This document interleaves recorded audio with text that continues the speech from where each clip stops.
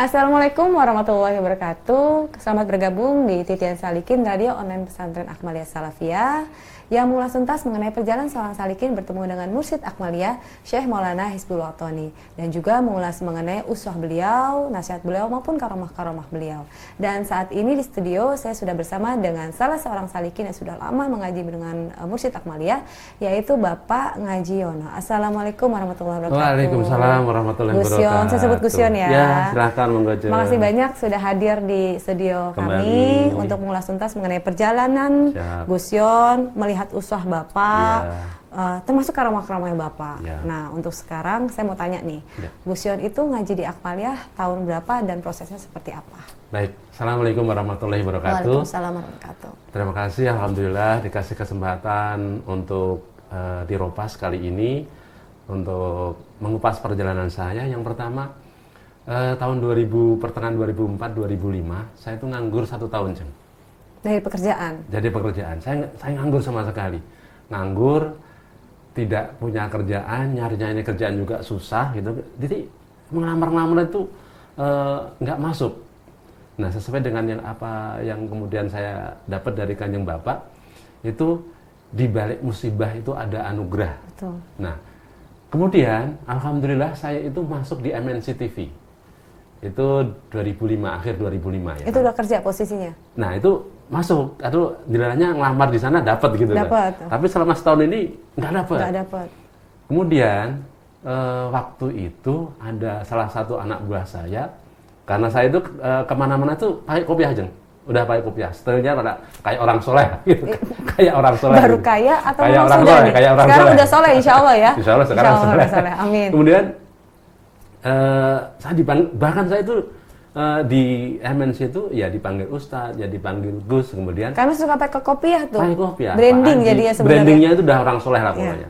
Kemudian salah satu anak buah saya, Gus ini ada bacaan bagus nih. Saya buka, ternyata itu majalah Kasaf edisi kedua. Betul. Edisi kedua kalau nggak salah itu menyibak tirai ilahi. Betul. Nah itu saya ingat banget. Ini yang saya cari sama gitu. Karena dalam perjalanan saya dulu, saya itu kan ya guru saya banyak, mulai dari dulu waktu masih di Jogja, yaitu saya sempat kenal beberapa mursyid juga, tapi saya belum baiat karena waktu itu saya masih muda. Ngaji kan. aja tapi belum ngaji baiat. Ngaji aja dan selalu ya santri kalong istilahnya, santri kalong. Kemudian saya nyari-nyari seperti apa, jadi sholat, ibadah, amal seperti itu kayak hampa, kosong. Padahal sudah rutin ya, udah istiqomah udah ya. rutin, bahkan istilahnya apa namanya kayak mungkin kalau himah ya. Saya dong. Ada.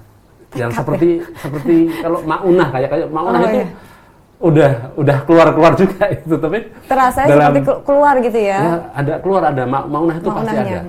pasti ada. Karena tapi dalam hati saya hampa banget. Karena ini sholat gini-gini aja, puasa gini-gini aja. Akhirnya saya tuh bahkan sampai keliling-keliling mencari ya. Akhirnya bahkan sampai sempat ke Banten, Abuya Banten, cuman sama juga belum baiat juga karena nggak tahu, pokoknya belum baiat. Akhirnya itu tadi pas di MNC TV saya membaca menyibak tirai ilahi. Waduh ini yang cari. Kemudian saya cari nomor teleponnya, pagi itu saya telepon, kemudian waktu itu masih 8 berapa gitu waktu itu teleponnya, saya lupa aja. Yang ngangkat waktu itu Pak Bambang Goa. Bagaimana Pak, saya bisa ngaji nggak Pak ya? Saya ingat tuh Pak, nomor telepon berapa? 8770-3641. Nah itu kira-kira itu. Kemudian gimana Pak sarannya ngaji? Oh datang aja malam 1 gini-gini pakai pakaian putih-putih. Oh ya akhirnya alhamdulillah begitu udah saya siapin dari rumah, malam Sabtu saya ngaji ke sini. Padahal biasanya saya pulang dari MNC itu emang jam 5 pulang. Nah, habis itu mulai menjadi rutinitas, saya ngaji tiap malam Sabtu. Kemudian masuk bulan puasa. Tapi sebelum puasa saya alhamdulillah langsung klik sama beliau baiat Islam. Padahal sebelum-sebelumnya itu sama sekali nggak klik tuh.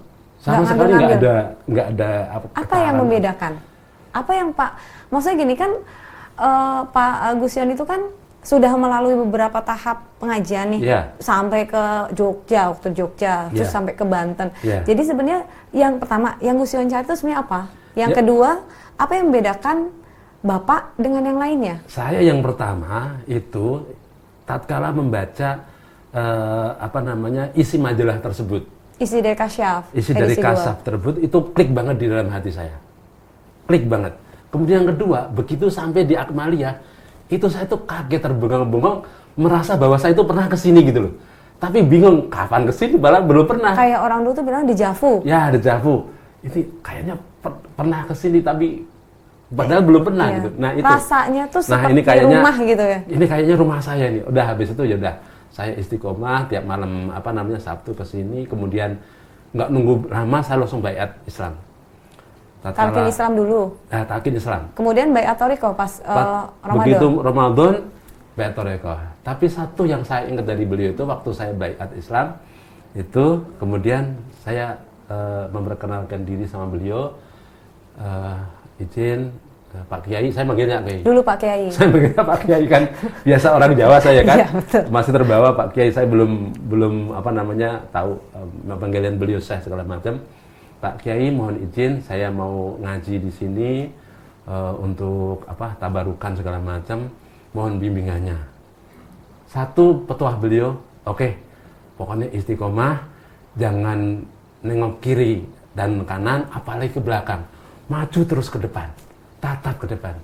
Nggih, siap. Padahal saya nggak tahu artinya seperti apa waktu itu kan, baru kesini mulai tahu nengok ke kiri ke kanan itu seperti apa, apalagi nengok ke belakang. Akhirnya begitu masuk bulan puasa, saya baiat Thariqah, tiap malam itu jam 12 saya udah sampai sini, kemudian Thariqah sampai subuh, habis subuh saya tidur dulu jam. Habis subuh saya tidur, kemudian sekitar jam 7:30 saya bangun. Itu rutin tiap 1 bulan. Menjelang akhir Ramadan, saya ketemu di majelis depan majelis tauhid ya. Di bawah Makbaroh. Depan Makbaroh sekarang itu, beliau tanya, Yono, usahakan ya, nanti pokoknya jangan putus Ramadan Thariqahnya. Insya Allah kanjeng Bapak. Nah, saya udah mulai, insya Allah kanjeng Bapak. Nah, nanti kalau nggak putus, habis Lebaran, kamu ikut apa? Oh, gitu. Saya nggak tahu apa itu apa gitu loh. Apa itu loh. Makanya kajian malam itu. Kemudian, insya Allah doain pun mudah-mudahan saya bisa istiqomah sampai selesai. Nah itu akhirnya dalam sebulan itu alhamdulillah saya full istiqomah. Full. Padahal dan alhamdulillah saya itu tradisi tiap Lebaran harus pulang kampung. Iya. Itu saya nggak pulang kampung mulai saat itu. Itu sebenarnya pengetesan ya Pak ya? Iya. Jadi keistiqomahannya. Ya mulai saat itu saya nggak pernah pulang kampung dalam kondisi Lebaran. Saya selalu Lebaran di Akmaliyah. Jakarta, Akmaliyah ya. Seperti itu. Nah cuman juga ada istilahnya begitu tahun berikutnya ya, Lebaran tahun berikutnya juga puasa itu selalu ada ujian-ujian, terutama ujian-ujian di kantor ya kan, banyak yang suka banyak sekali, tapi yang nggak suka juga ada. Nah itu kontra itu ada itu seperti itu. Ya kita memaklumi kontra, jangankan sekelas kita Pak. So, Bapak juga kan, mursyid kita, kemudian Rasul juga kan, tetap ada yang nggak suka, yang menentang lah. Gitu. Betul sekali.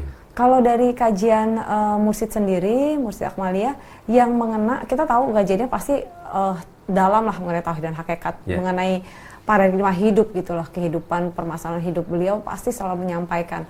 Namun pasti ada satu hal yang mengena pada saat mungkin Gusyon itu down atau kok pas banget ya, karena saya banyak nih nerima dari salikin ya kan, Bapak tuh pas banget nih Mbak ngaji ini pas saya lagi gejolak gitu. Ada nggak hal-hal seperti itu? Oh banyak banget kalau dihitung seperti itu banyak banget.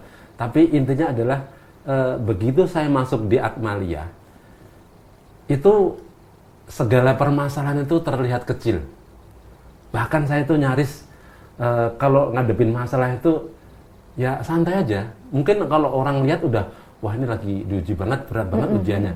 Kenapa? Contoh waktu di MNC itu ujian saya adalah, saya pernah dimusuhin oleh JM.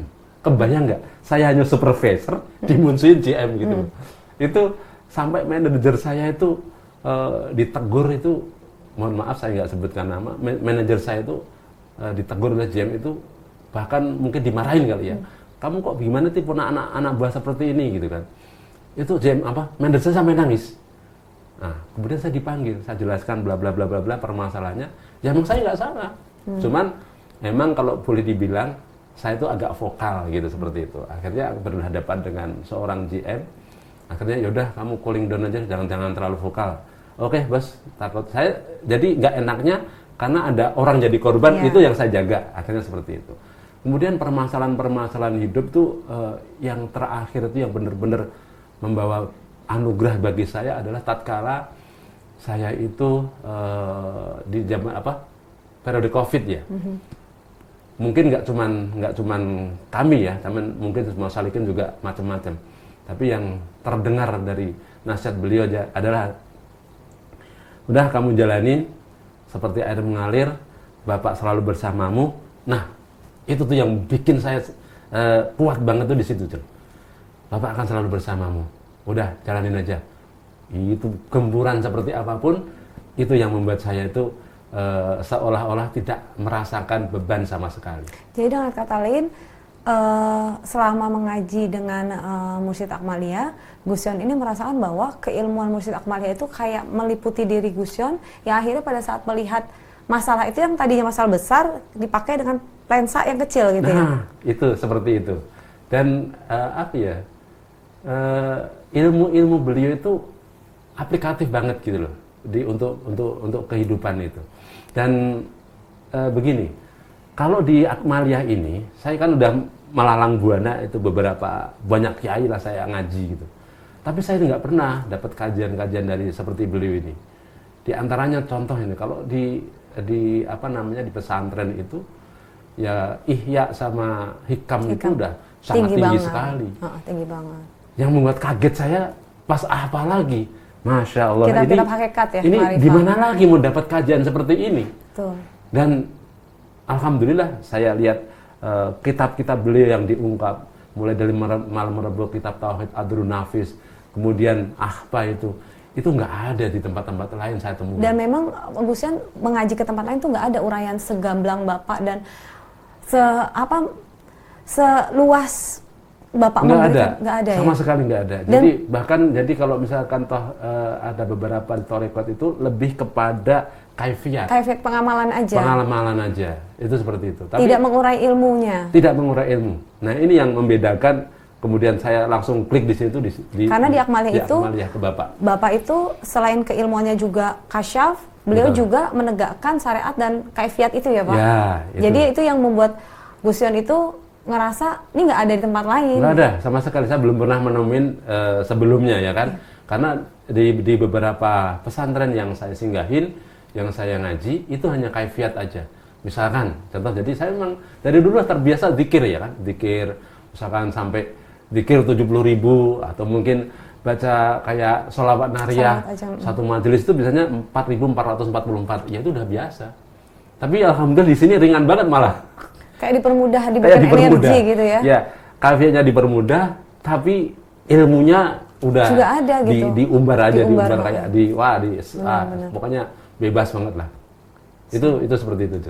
Kalau untuk sosok Bapak sendiri, menurut Gus Yon bagaimana? Kan Gus Yon udah melihat beberapa kita tidak membandingkan, tetapi pasti ada hati yang klik sama, kok beliau seperti ini sih, beda banget sama yang lain gitu. Bahkan kemarin sempat ada episode sebelumnya tuh mengatakan bahwa saya tidak menemukan sosok ini bahkan di orang tua saya.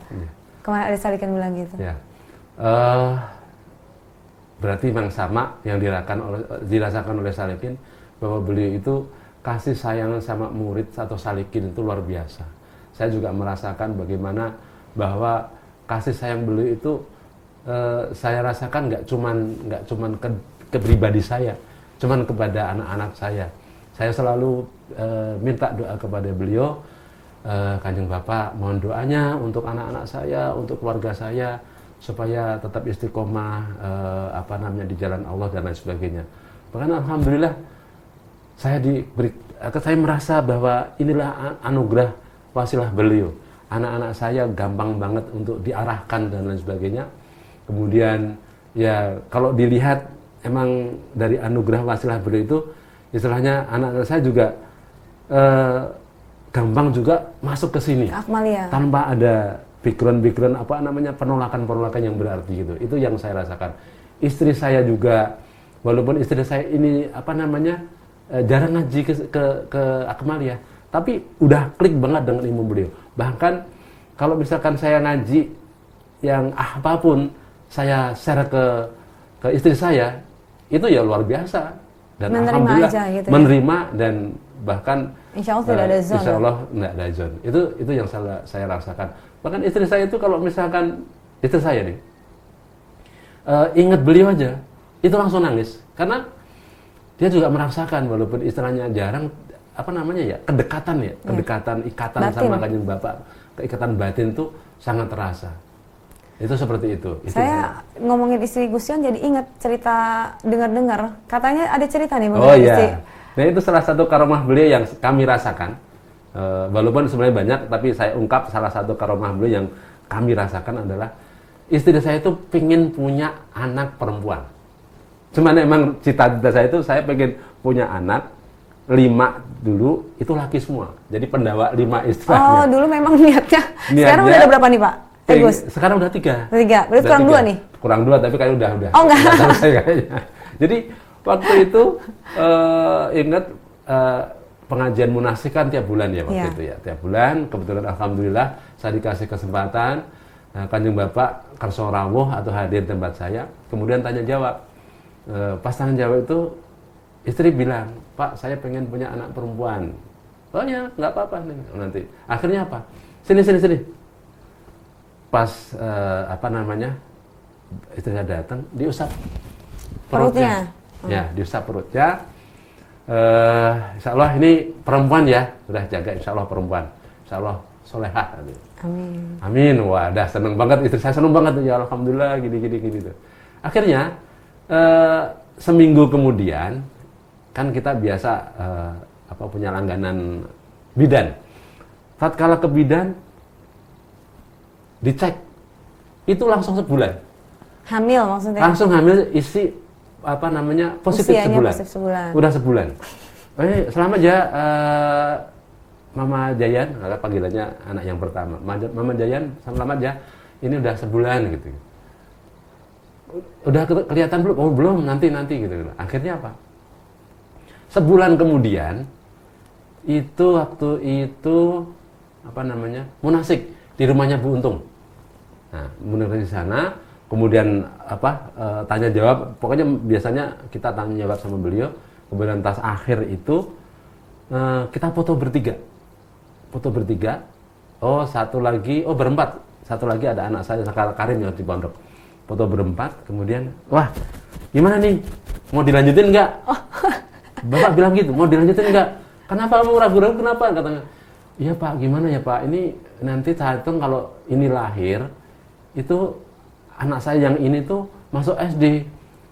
Ribet banget Pak, saya bawa nganter jemput SD, bawa anak kecil gitu. Kayaknya ribet banget deh. Ya kalau kamu ragu-ragu saya ambil nih, gitu ya. Akhirnya diambil bener. Ya udah saya ambil ya, ikhlas ya, ya udah. Ya saya ambil katanya. Pulang dari situ kita mampir ke bidan. Sengaja mau ngecek itu Pak sebenarnya. Sengaja ngecek. Harusnya kan udah 2 bulan itu. Iya, betul. Harusnya 2 bulan. Tapi sampai di bidannya kaget. Loh, kok nggak ada? Padahal udah 2 bulan. Tapi secara medis itu kan harusnya ada keguguran keguguran ya. Keguguran. Tapi itu nggak ada. Hanya kemudian habis itu nggak lama men biasa. Nggak lama dari sempat stop mens juga ya? 2 bulan. Iya karena lagi isi lah gitu. Lagi isi. Iya. Tapi habis itu ya men biasa. Nggak ada semacam kayak keguguran yang lain itu nggak ada. Jadi itu benar-benar nyata banget ya dirasakan. Nyata banget. Yang harusnya udah 2 bulan kandungan langsung diambil beliau. Saya cek di bidan. Padahal yang bulan lalu itu udah kandungan sebulan, tapi kosong. Itu yang saya rasakan. Itu yang akhirnya menambahkan tamkin untuk itu Gus Yon. makin tamkin, padahal sebenarnya nggak usah mujizat, saya itu tetap tamkin aja. Tapi ada pembuktian ya. ada pembuktian beliau. Sebenarnya banyak lagi. Apa namanya? Jadi kalau misalkan setiap saya ada masalah, saya itu cukup tawasul. Saya tawasul sama beliau, kemudian saya konekkan, saya berusaha untuk bertapawud sama beliau. Tapi kalau klik tafawud, maka itu cepat selesai. Ada jalan aja. Gitu. Ada jalan aja. Sama tatkala banyak teman-teman yang nggak sengaja ya, saya itu kadang-kadang bukan mau buka praktek atau apa. Teman-teman datang ke saya, Gus tolong langsung nyodorin air minta doa gini, ya udah. Tapi kalau misalkan ada klik sama beliau, itu pasti sembuh atau misalkan sakit ya. Tapi kalau nggak ada ya nggak sembuh. Itu begitu. Jadi kuncinya tawasul kepada beliau tuh. Ya biasanya kalau begitu 2 kali dia. Loh, kemarin belum sembuh? Belum. Ya udah. Jadi sini. Akhirnya sampai 2 kali. Itu sebenarnya ngetes Gus Yon. Mau ngetes coba saya nggak tawasul gimana nih gitu. Jadi gini, tatkala tawasul untuk berusaha ngeklik tapi nggak klik, itu pasti gagal atau nggak sembuh kalau misalkan dia minta obat. Tapi kalau misalkan ada klik gitu, nggak tahu gimana ya ngungkapinnya, klik sama beliau itu ada rasa connecting gitu ya. Nah itu pasti sembuh. Pasti sembuh. Dan itu nggak sekali 2 kali. Nggak sekali 2 kali, sering gitu. Atau misalkan dia pengen apa gitu. Bahkan ada yang pengen masuk polisi, ada yang masuk tentara segala macam. Tolong ini, oh ya udah sana. Kuncinya tuh connecting. Jadi pas minta doa itu, saya ngasih doa itu, tawasul beliau itu ngeklik dulu. Iya, betul. Dan itu sebenarnya kalau nggak salah dulu waktu pas ngopi di Cibubur apa namanya? Junction itu sempat saya tamkinkan kepada beliau, sampai beliau itu bercanda, udah kamu buka paranormal aja kan? Dibercandain gitu ya Pak? Seperti itu, udah kamu buka paranormal aja gitu. Itu seperti itu pengalaman sama beliau. Jadi kalau kita mau sebenarnya, kalau mau seperti itu tuh sebenarnya gampang. Kita ngambil istilahnya. Tapi saya tanya beliau, gimana Pak kalau begini itu kira-kira ngambil pahala saya nggak? Ya enggak lah, kamu nggak mau. Kamu istilahnya kamu sadarkan ke saya kan. Iya gitu. betul. Nah, kamu tawasul ke Bapak juga. Ya makanya segala sesuatu saya berusaha untuk menyandarkan kepada beliau. Nah kalau sekarang kan posisinya Bapak sudah tidak berjasad ya, maksud kita sudah tidak berjasad dalam Atsam. Yang Pak Gus Yon lakukan selama ini, selama Bapak tidak berjasad, apa saja? Ya pertama saya selalu untuk mengulang-ulang kajian beliau supaya istilahnya connecting tapanya itu terus terjaga. Itu pertama mengulang-ulang kajian-kajian beliau, ceramah-ceramah beliau. Bahkan saya lebih kadang-kadang senang sekali kalau membuka kitab-kitab yang apalagi yang Jeng Himah sekarang luar biasa itu, waduh, itu energinya kayak begitu besar lagi untuk mengaruhi perjalanan yang ke sana. Dan itu anak-anak saya juga udah mulai saya saya perkenalkan Jayan kemudian Ridwan segala macam. Bahkan waduh Pak, ini luar biasa Pak. Padahal anaknya mondok semua ya? Padahal jadi maksudnya secara keilmuan tuh mereka sudah ngenyam banyak gitu. Tetapi mereka tetap merasakan bahwa ilmunya Syekh Mursyid Akmalia tuh luar biasa dan nggak ada di tempat lain. Nggak ada di tempat lain. Karena mohon maaf, pondok yang dulu si Ridwan mondok itu dulu pernah ada kajian hikam, tapi sekarang udah nggak ada juga. Seperti itu. Dan tetap beda uraiannya. Beda uraiannya. Dan saya ada beberapa pondok yang membuka hikam, tapi juga kayak cuman datar-datar aja, mungkin bisa dibilang hanya membaca isinya aja gitu kan. Iya, kalau Bapak kan memang ada kalau beliau kan bener-bener langsung diurai. Iya, diurai dan sesuai dengan perjalanan beliau. Jadi ada energinya. Dengan perjalanan dan uraian beliau itu kalau misalkan mau dibuka dari tahun ke tahun itu pasti beda. Betul. Itu pasti beda. Betul. Termasuk kajian Ahba. Betul. Dan alhamdulillah dulu itu waktu di Ahba Jeng, itu kadang-kadang saya itu ada yang nggak paham, tapi alhamdulillah Pas diulang-ulang ya? Diulang-ulang, kemudian sekarang ini akhirnya paham, mulai paham loh. Dulu kayaknya perasaan nggak paham, kok sekarang paham sekarang. Nah itu begitu saya yakinnya bahwa beliau itu selalu bersama kita di situ. Membimbing lahir dan batin. Membimbing untuk kita. Karena memang yang dibutuhkan adalah mursyid pembimbing lahir dan batin ya Pak. Yeah. Walaupun jasadnya sudah tidak ada, tetapi kita merasakan bimbingannya masih ada gitu. Gitu. Dan itu saya rasakan kalau saya nggak tahu kadang-kadang kalau misalkan pas record itu saya pengen banget malah nggak berasa, tapi kalau mengalir aja kadang-kadang tiba-tiba kayak merasa oh iya, gitu. Betul, nah, betul. Tapi kalau berusaha untuk aduh kangen banget kok malah nggak beli itu kok kayak perasaan nggak hadir. Tapi kalau misalkan udah ngalir aja nggak lupa nggak ini justru malah hadir gitu. Subhanallah. Itu seperti itu. Masya Allah. Dan alhamdulillah minggu-minggu ini beliau merasa hadir banget saat saya toriko. Masya Allah. Ya mudah-mudahan bukan halu itu. Insya Allah. Insya Allah. Kan kita yakin bimbingan Bapak itu lahir batin. Insya Allah terdalam bimbingan. Yeah. Masya Allah, makasih banyak Gus Jon untuk sharing-sharingnya. Alhamdulillah, sama-sama aja. Tetap insya Allah yang tadi saya ambil maknanya adalah bahwa Allah memberikan hidayah itu ternyata dari berbagai macam. Gus Jon sendiri cerita ternyata dari hanya membaca buku. Baca buku? Yang tidak sengaja, medianya. Ternyata Allah menariknya dengan membaca buku yang istilahnya buku itu seperti benda mati lah gitu ya. Gitu. Terus kemudian pesannya Bapak kepada Gus Jon adalah istiqomah, jangan menengok kanan kiri apalagi belakang, jalan terus ke depan. Dan itu, hampir di semua buku kitab yang dikasih saya begitu minta tanda tangan beliau. Istiqomah. Terus istiqomah. Ya, itu. Dan itu memang yang harus kita tanamkan ke diri kita sebagai seorang salikin ya Gus Jon.